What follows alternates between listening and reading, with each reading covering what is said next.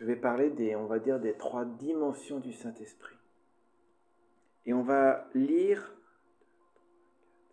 6 passages. Le premier se trouve dans l'évangile de Luc, au chapitre 3 et au verset 22.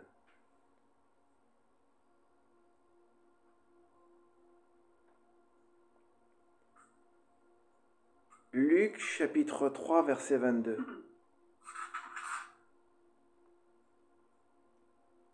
Et le Saint-Esprit, là on est au cours du baptême de Jésus, et le Saint-Esprit descendit sur lui sous une forme corporelle comme une colombe. Là, on va faire attention aux prépositions. Le Saint-Esprit est descendu sur lui. Nous allons aller dans Actes au chapitre 1 et au verset 8. Actes au chapitre 1 et au verset 8. Mais vous recevrez une puissance, le Saint-Esprit survenant sur vous. À nouveau, c'est sur. Le Saint-Esprit, il descend sur Jésus. À la Pentecôte, le Saint-Esprit descend sur les apôtres. Actes au chapitre 10 et au verset 44. Comme Pierre prononçait encore ces mots, le Saint-Esprit descendit sur tous ceux qui écoutaient la parole. À nouveau, c'est sur tous ceux qui écoutaient la parole. 1 Corinthiens au chapitre 6, verset 19. 1 Corinthiens 6, 19. Mais ne savez-vous pas que votre corps est le temple du Saint-Esprit qui est en vous? Cette fois, le Saint-Esprit n'est pas sur vous, mais le Saint-Esprit est en vous.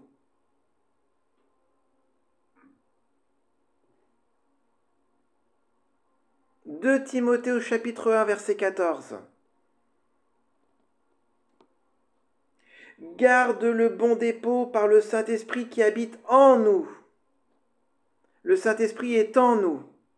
On a eu 3 fois sur vous et 2 fois en nous. Évangile de Jean, chapitre 14, versets 16 et 17. Évangile de Jean, chapitre 14, versets 16 et 17. Et moi je prierai le Père, il vous donnera un autre consolateur, afin qu'il demeure éternellement avec vous. L'Esprit de vérité que le monde ne peut recevoir. Cette fois, c'est avec vous. Donc le Saint-Esprit, il est sur nous, il est en nous et il est avec nous.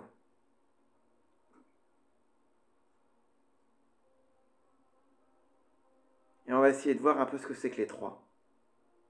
Et dans les prières tout à l'heure, j'ai bien fait attention, mais il y a eu les 3 qui ont été dites. Quelqu'un a dit merci pour le Saint-Esprit qui est autour de nous, avec nous. Et quelqu'un a dit merci pour le Saint-Esprit qui est sur nous et en nous.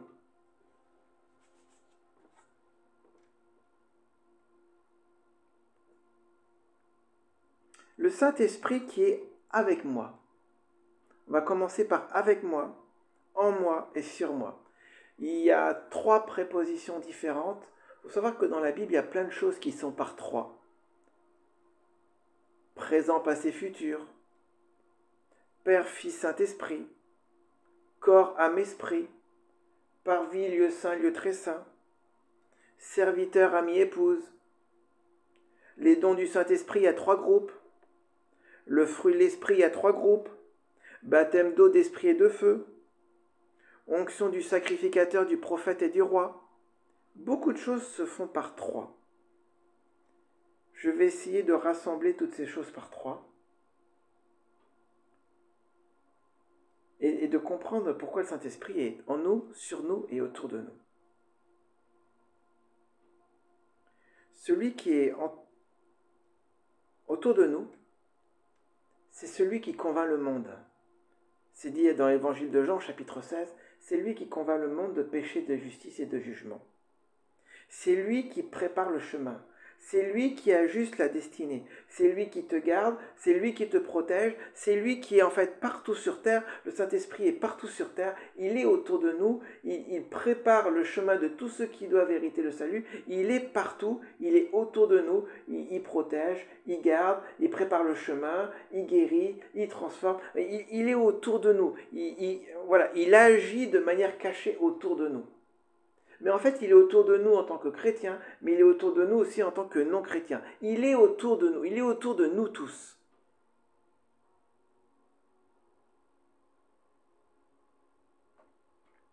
Le Saint-Esprit qui est en nous, il faut bien comprendre que, comme il dit le passage, on l'a lu dans 1 Corinthiens au chapitre 6, « Ne savez-vous pas que le corps est le temple du Saint-Esprit qui est en vous? Le Saint-Esprit, il habite dans notre esprit. » Le Saint-Esprit, il est en nous dans le sens où il habite dans notre esprit. Et notre esprit, il est dans notre corps.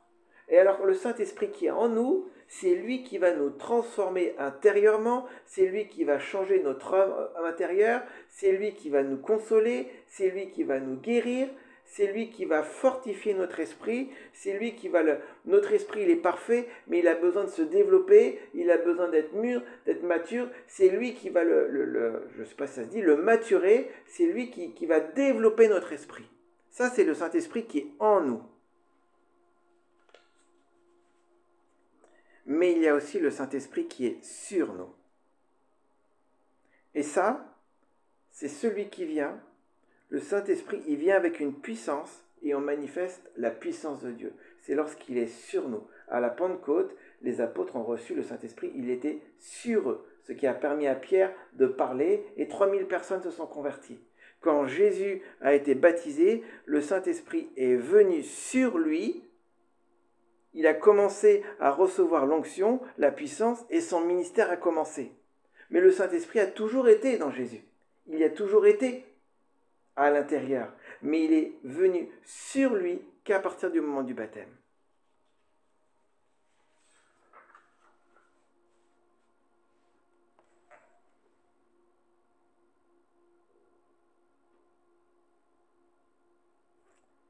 Donc, comme je le disais, je vais essayer de rassembler les différents groupes, le tabernacle, les différentes dimensions du Saint-Esprit, l'homme, le fruit de l'esprit, les dons. Je vais commencer juste par revenir sur l'homme. Qu'est-ce que l'homme? L'homme est avant tout un esprit avec une âme plongée dans un corps.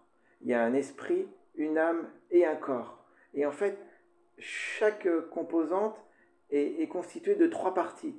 L'esprit, il est composé de la conscience, de l'intuition et de la communion. L'âme, de la volonté, des émotions et l'intelligence. Et le corps, comme dit la Bible, c'est des os, le sang et l'eau. Et alors l'homme, il a une particularité, c'est que c'est un être qui a été créé par Dieu, il a à la fois accès au monde physique de par son corps, et il a accès au monde spirituel par son esprit. Mais beaucoup d'esprits dans le monde spirituel n'ont pas accès au monde physique. Les mauvais esprits, ils n'ont pas accès au monde physique, sauf s'ils arrivent à rentrer dans un corps. Il y a des tas d'anges qui n'ont pas accès au monde physique. Voilà, ils ne peuvent pas manifester un corps pour avoir accès au monde physique. Ça, c'est la particularité de l'homme. C'est qu'il a la capacité d'être dans le monde spirituel et il a la capacité d'être sur terre. Tout comme il y a des créatures sur terre qui n'ont aucun accès au monde spirituel. Celui qui fait le canal, c'est l'homme.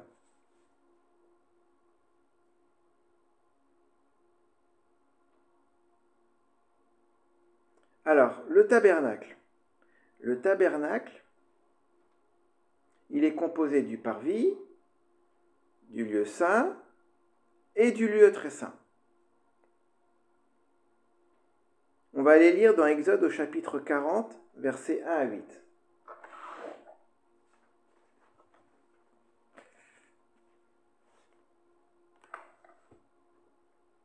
L'Éternel parla à Moïse et dit : Le 1er jour du 1er mois, tu dresseras le tabernacle, la tente d'assignation. Tu y placeras l'arche du témoignage et tu couvriras l'arche avec le voile. Tu apporteras la table et tu la disposeras en ordre. Tu apporteras le chandelier, et tu en arrangeras les lampes. Tu placeras l'autel d'or pour le parfum, devant l'arche du témoignage, et tu mettras le rideau à l'entrée du tabernacle. Tu placeras l'autel des holocaustes devant l'entrée du tabernacle de la tente d'assignation. Tu placeras la cuve entre la tente d'assignation et l'autel, et tu y mettras l'eau. Tu placeras le parvis alentour, et tu mettras un rideau à la porte du parvis. Alors, ce passage, il résume rapidement le tabernacle. Il est en train de nous dire qu'il y a une tente, avec à l'intérieur du mobilier, et puis tout autour, il y a tout un parvis qui est entouré par un rideau. Et donc, cette tente, elle est partagée en deux. Elle est partagée en un lieu saint et un lieu très saint. Et cette tente, donc quand on commence à rentrer dans le tabernacle, on commence par rentrer par le parvis, puis par le lieu saint et le lieu très saint. Et les Juifs nous disent que en fait, ce lieu très saint correspond au jardin d'Éden. Et ce qui est intéressant de voir, c'est que le tabernacle, il est, selon la parole de Dieu, il a été dressé de telle manière à ce qu'on rentre à l'est, et on rentre à l'est, et on se dirige vers l'ouest, pour rentrer dans le lieu très saint. Tout comme la Bible explique que le jardin d'Éden, Adam et Ève ont été mis à la porte à l'est. En fait, ça correspond, c'est comme si l'entrée du tabernacle, le fait de rentrer dans le tabernacle, ça nous traduisait le chemin de comment est-ce que l'on revient dans le jardin d'Éden. Et d'ailleurs, la Bible nous dit qu'à l'entrée du jardin d'Éden, il y a des anges avec une épée qui empêchent le chemin, tout comme il y a sur le rideau du tabernacle. La Bible n'en parle pas, mais les Juifs expliquent qu'ils avaient dessiné, ils avaient gravé un ange avec une épée, comme si c'était cet ange-là qui empêchait de rentrer au jardin d'Éden. Il était sur le rideau du tabernacle pour qu'on ne puisse pas rentrer dans le lieu très saint. Alors ce tabernacle, il est à l'image de l'homme.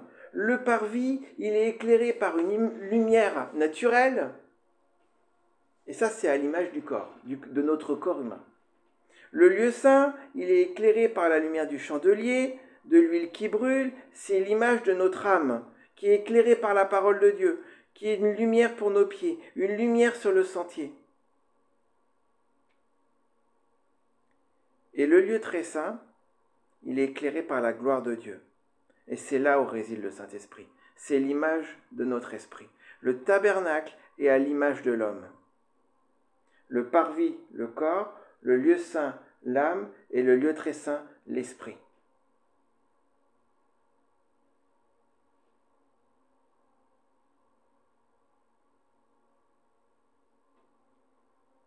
Mais le tabernacle, il est aussi à l'image du passé, présent, futur. Il y a 3 temps, passé, présent, futur. Si on regarde les dimensions du tabernacle, on ne va pas relire tous les passages, mais le rideau qui entoure le parvis, il fait 100 mètres de longueur, 100 coudées de longueur, et 50 de largeur, et 5 de hauteur. La surface du parvis fait exactement 1500.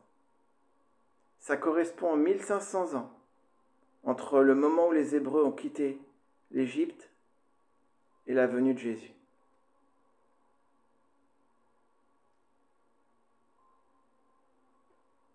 Le lieu saint, il a une dimension, il a une largeur de 10, une hauteur de 10 et une largeur de 20. 20 x 10 x 10, ça fait 2000. Ça correspond aux 2000 ans entre la venue de Jésus et maintenant. C'est l'ère de l'Église. Mais le lieu très saint, il a une dimension de 10 sur 10 sur 10. C'est un cube. Le lieu très saint est un cube. Le lieu très saint du temple de Salomon était aussi un cube. C'est un cube et son volume c'est 1000. Ça correspond au millénium.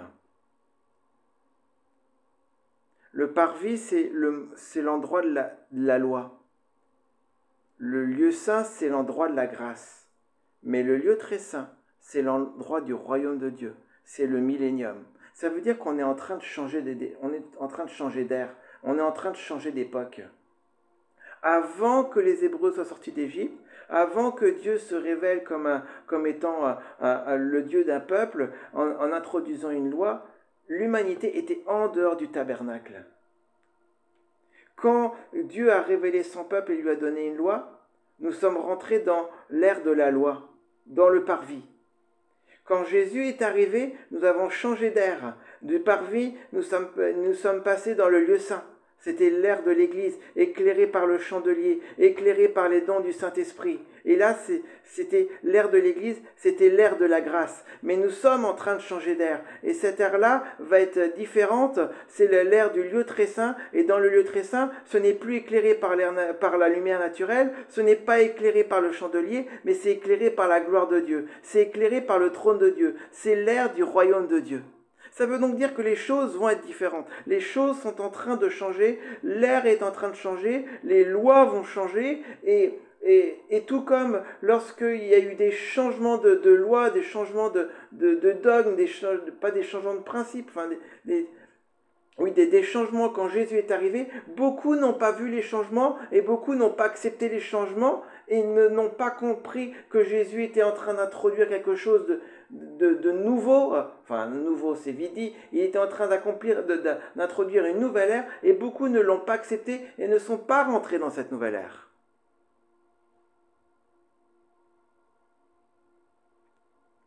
Mais là aujourd'hui les choses sont en train de changer.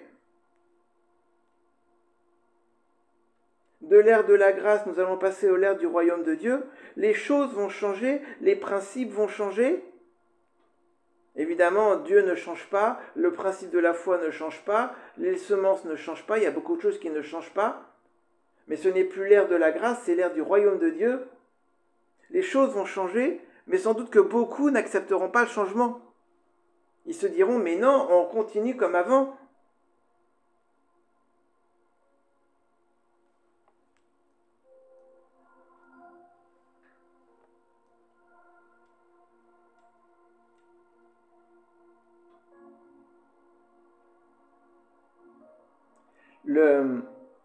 Dans les parvis, il y a 3 onctions dans l'Ancien Testament. Il y a le sacrificateur, il y a le prophète et il y a le roi. Dans les parvis, c'est l'onction du sacrificateur. C'est celui qui fait le service. C'est l'ère de la loi. Dans le lieu saint, c'est l'onction du prophète. C'est l'onction des dons de l'esprit. Ça, c'est l'ère de l'Église. Mais dans le lieu très saint, c'est l'onction du roi. C'est la royauté. C'est pour ça que tout est en train de changer. C'est pour ça qu'il y a aussi beaucoup de changements sur Terre. C'est pour ça que le climat change. Pas de la façon dont on nous l'annonce, mais il change. C'est pour ça aussi que le soleil, il a beaucoup de tempêtes solaires en ce moment. Au temps de l'Empire romain, il y a eu énormément de changements climatiques. Le soleil a eu beaucoup de variations au temps de l'Empire romain. Parce que toute l'atmosphère spirituelle était en train de changer. Et je peux vous dire qu'en ce moment, Dieu est en train de lever des rois. Parce que c'est l'ère de la royauté qui arrive. Mais pour manifester la royauté, il faut que l'Esprit soit sur toi. Quand tu commences à te convertir, tu rentres dans le parvis. Et là, tu as l'onction de ce sacrificateur, tu peux servir Dieu, tu peux prier, tu peux faire des choses comme ça. C'est le début. Après, tu rentres dans le lieu saint, où là tu manifestes les dons de l'esprit. Mais aujourd'hui, Dieu veut nous emmener plus loin, dans le lieu très saint.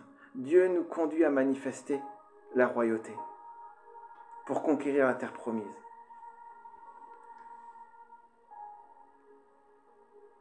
Dans les parvis, le Saint-Esprit est autour de toi. Dans le lieu saint, le Saint-Esprit est en toi. Dans le lieu très saint, le Saint-Esprit est sur toi. Mais en fait, je vais vous expliquer quelque chose de scientifique. Et ça va vous expliquer pourquoi est-ce que le Saint-Esprit ne peut pas être sur nous comme ça. Un atome, c'est principalement rempli de vide. Et tout l'univers qui est autour de l'atome, presse l'atome et l'écrase. Et pourtant, l'atome ne s'écrase pas. Alors qu'il est rempli de vide, donc il pourrait se contracter, mais il ne se contracte pas. Et pourtant, tout l'univers qui est autour de lui, tout l'univers tout le poids de l'univers s'appuie sur cet atome. Pourquoi est-ce que l'atome ne se contracte pas? Parce qu'il y a autant d'énergie dans un atome que dans le reste de l'univers. Ce qui fait que, comme il y a autant d'énergie, l'univers n'est pas plus fort qu'un moindre petit atome.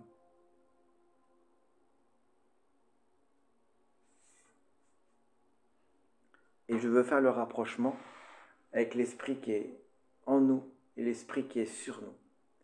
L'esprit qui est en nous correspond un peu à l'énergie qu'il y a dans l'atome. C'est comme si on était un petit atome. Et l'énergie qu'il y a dans le petit atome, c'est l'esprit qui est en nous. Et l'esprit qui est en nous, il façonne le cœur. Il nous transforme. Il nous bâtit. Il nous rend matures, mûrs, à la stature parfaite de Christ. Mais l'esprit qui est sur nous, c'est un poids de gloire. C'est un peu comme le poids de l'univers. Et cet esprit qui est sur nous, cette puissance qui est sur nous, elle ne peut pas venir sur nous tant que la structure intérieure ne soit pas solide, sinon le tout s'effondre. Comme l'atome. Exactement pareil. Et malheureusement, ce que je constate, moi le premier, c'est que notre structure intérieure n'étant pas suffisamment solide, prêt, mûr, l'esprit ne peut pas descendre sur nous. Il ne peut pas y avoir de puissance. Et moi, je connais des personnes qui, en fait, ont demandé l'esprit sur nous. Mais l'esprit a demandé l'esprit sur lui. Mais l'esprit qui était en lui n'avait pas façonné son esprit. Cette personne, sa structure émotionnelle s'est effondrée. Aujourd'hui, elle est loin de Dieu. Elle n'a pas tenu. Elle n'a pas tenu à la puissance de Dieu. Et on a besoin que l'esprit en nous façonne notre cœur. Il nous transforme, change la structure cristalline de notre cœur, de notre être intérieur. Que tout devienne lumineux pour qu'il puisse déverser l'esprit qui est sur nous et qu'on devienne des rois. En fait, on a besoin de lumière. Parce que la force d'un esprit, dans le monde des esprits, ceux qui ont le Saint-Esprit, ils sont lumineux. Un chrétien est lumineux. Et plus son esprit est mature, plus son esprit est fort, plus il est lumineux. D'ailleurs, dans la Bible, quand la femme fait remonter Samuel, on parle de quelqu'un de très lumineux, comme un Dieu. Son esprit était fort. Et on a besoin de lumière. Nous avons besoin que notre esprit devienne lumineux. La lumière, c'est la force dans le monde des esprits. Et Dieu est totalement lumineux. Et un mauvais esprit, un démon, il est totalement ténèbres. Il n'a aucune force.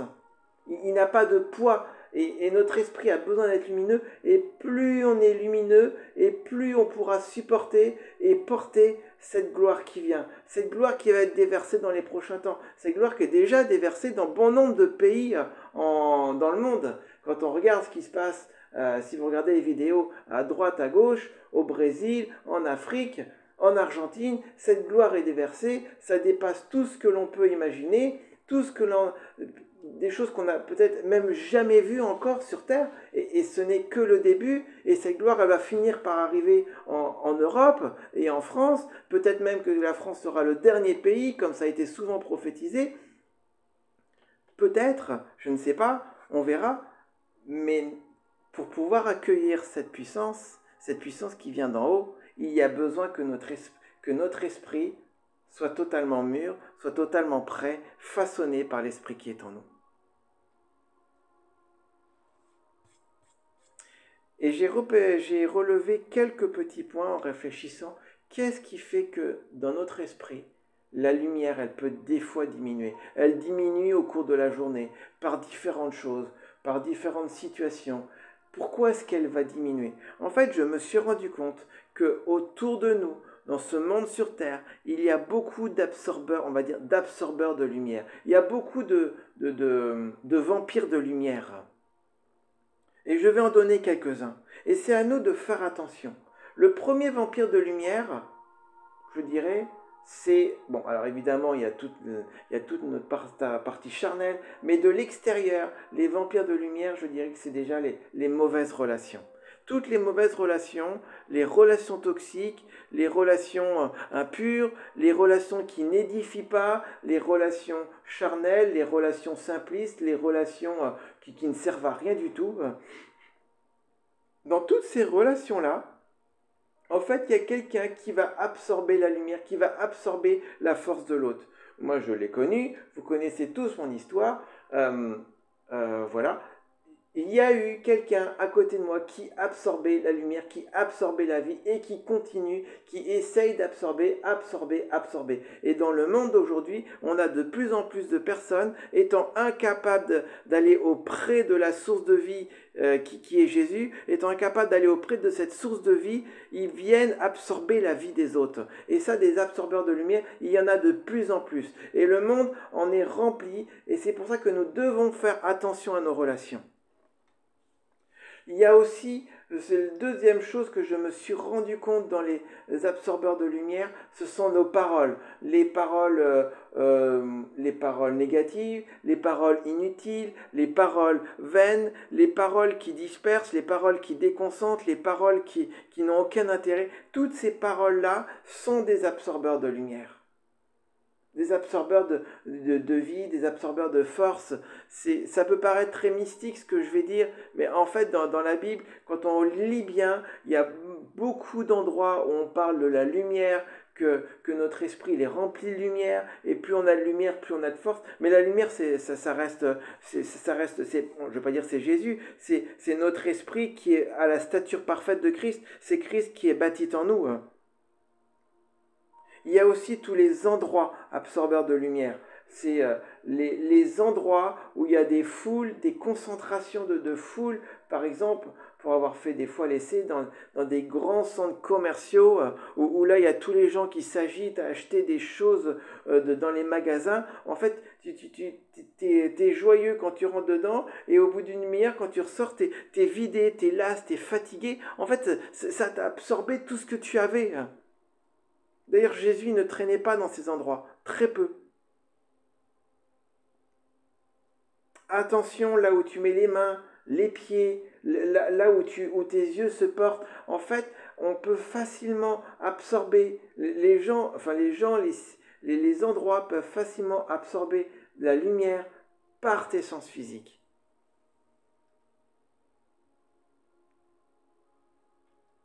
Comment faire pour augmenter notre lumière ? En fait, on a besoin de prier beaucoup. Prier beaucoup. En France, globalement, de ce que je remarque, les gens se mettent à prier beaucoup plus qu'avant. Enfin, Dieu réveille un certain nombre de personnes pour prier. Beaucoup plus qu'avant.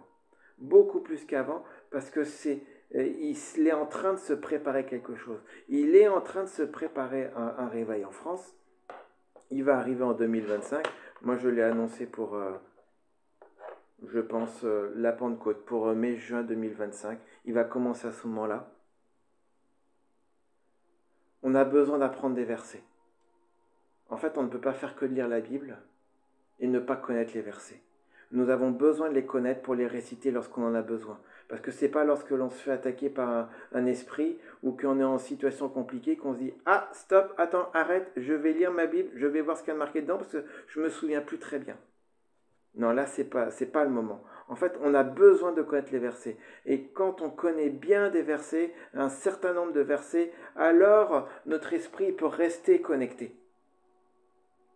On a besoin de bonnes relations.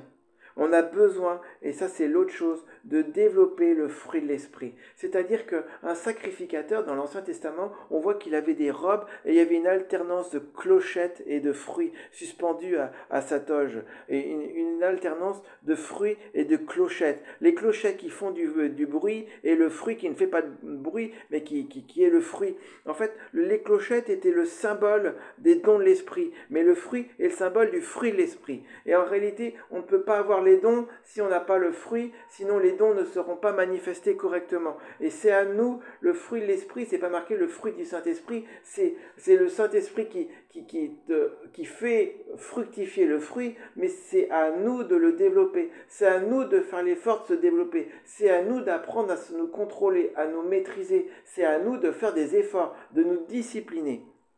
Et ça, quand on commence à faire des efforts de la discipline pour augmenter, pour améliorer, pour faire fructifier le fruit de l'esprit, alors il y a cette vie qui s'installe en nous.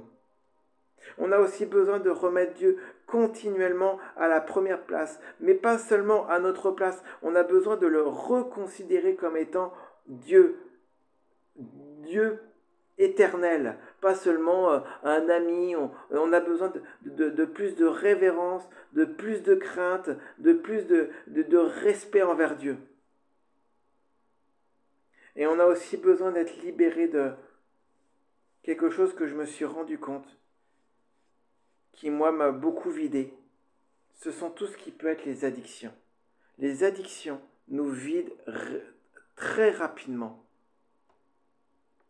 de cette vie, de cette lumière, de cette force spirituelle que le Saint-Esprit renouvelle en nous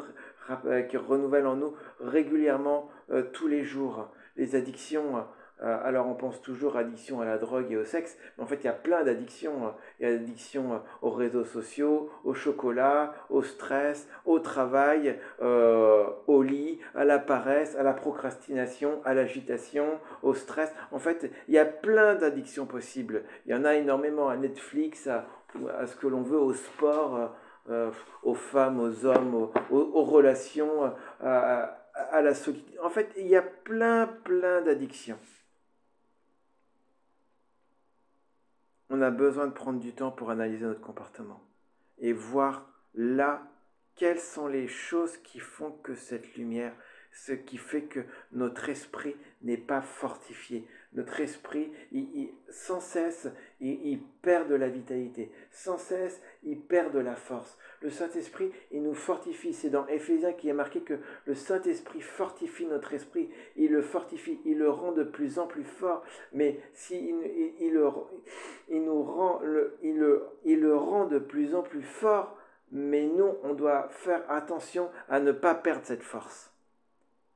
Pour que jour après jour, cette force s'ajoute et devienne de plus en plus, et que notre esprit soit de plus en plus à la stature parfaite de Christ, pour que lui puisse déverser le Saint-Esprit qui est sur nous, qui puisse déverser cette puissance qui nous permettra d'accomplir les miracles, qui nous permettra de rentrer dans cette royauté.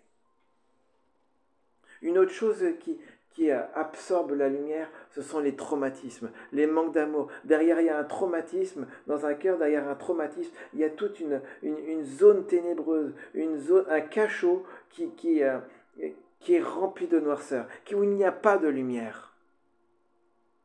Seigneur, on a besoin que tu guérisses tous nos traumatismes. On a besoin de les voir et de sortir de ces traumatismes. Quelque chose encore qui nous remplit, c'est de servir Dieu. On a besoin de servir Dieu. On a besoin de servir Dieu bien plus que ce que l'on peut faire. C'est hyper important. Il a été prophétisé par plusieurs prophètes, je me permets de le dire, et ce n'est pas moi du coup, qu'en 2025, Dieu regardera tous les petits commencements et il utilisera dans le réveil tous ceux qui sont fidèles dans les petits commencements. Par contre, il séparera tous ceux qui ne font rien. J'en ai déjà parlé de la notion de repos. On a une très mauvaise notion de repos parce qu'on est bercé dans la paresse. Dans la Bible, il n'y a pas de repos, hormis le 7e jour de la semaine. Et encore, quand on fait bien attention à ce qui est marqué, le 7e jour de la semaine, c'est pas l'être humain qui se repose. C'est Dieu qui se repose pour que l'être humain le serve. C'est pas la même chose. Mais sinon, en France particulièrement, c'est beaucoup de repos, de vacances, de loisirs, on se fait plaisir. En fait, tu auras toute l'éternité pour te reposer. Mais sur Terre, tu ne peux pas te reposer comme ça. Tu ne peux pas te permettre d'attendre tout le temps. Tu ne peux pas te permettre de passer tes journées à ne pas faire grand-chose. Dieu, il a besoin de toi. Et ça peut paraître très orgueilleux ce que je vais dire, mais Dieu, il a besoin de toi. Dieu, il a besoin que tu le serves. L'esprit attend, les gens attendent. Dieu, il a besoin de toi.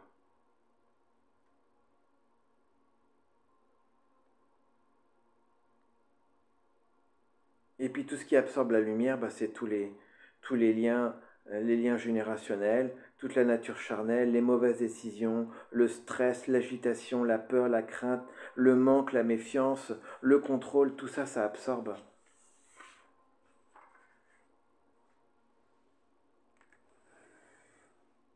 Ça absorbe la lumière.